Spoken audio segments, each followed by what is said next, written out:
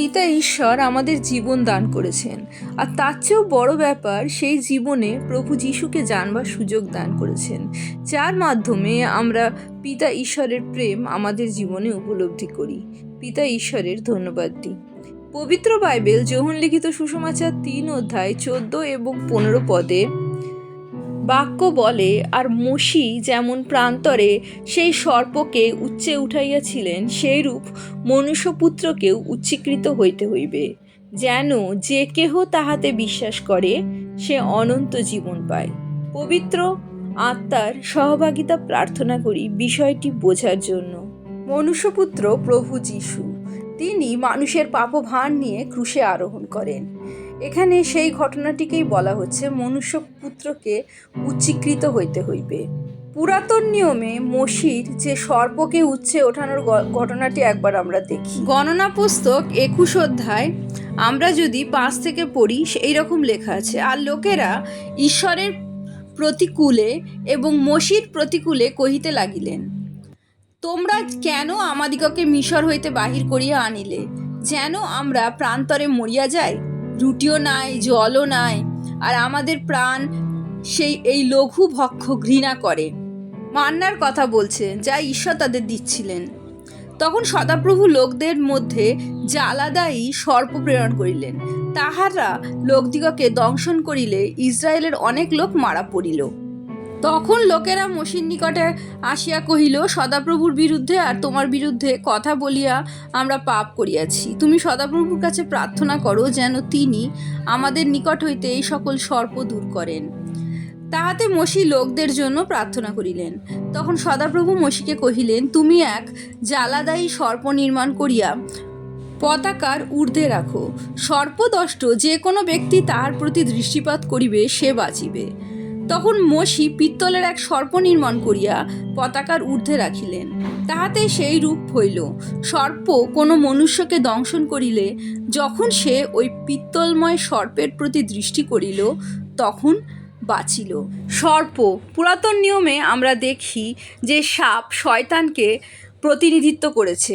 Israel জাতিকে পিতা ঈশ্বর যখন মিশরীয়দের হাত থেকে উদ্ধার করে প্রান্তরের মধ্যে দিয়ে তাদের সেই কনান দেশে নিয়ে চলেছিলেন, তখন তারা সামান্য সমস্যা হলেও পিতা ঈশ্বরের এবং মসির বিরুদ্ধে কথা বলতেন এবং নানা রকম নালিশ করতেন। তাদের জীবনে ঈশ্বরের প্রতি কোনো ধন্যবাদ ছিল না। সেই মুহূর্তে তাদের জীবনে, তাদের পরিবেশে সর্প প্রবেশ করে এবং সেই সর্প যাদের কামড় দিয়েছিল তারা মৃত্যুবরণ করেছিল। তারা তাদের ভুল বুঝতে পেরে যখন ঈশ্বরের কাছে ক্ষমা চেয়েছিলেন, তখন মসি প্রার্থনা করেছিলেন পিতার কাছে।